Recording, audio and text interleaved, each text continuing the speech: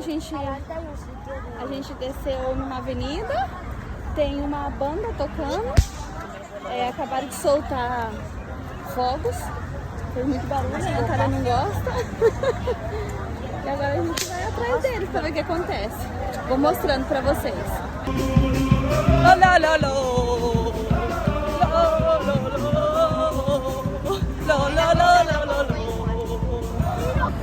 Aqui quando eles queimam a fogueira, eles passam o ano inteiro construindo esses monumentos, eles chamam de minote.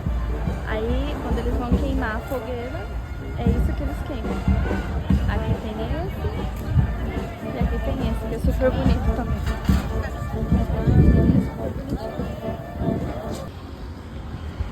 E aqui é tipo já outro, como se fosse outro bairro.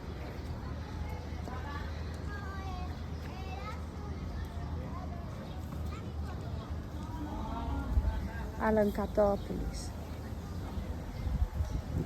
La ciudad inventada por chiquetes. A cidade inventada por crianças.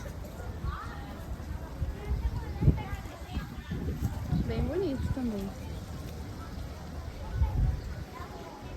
E aqui tem outra bem grandão.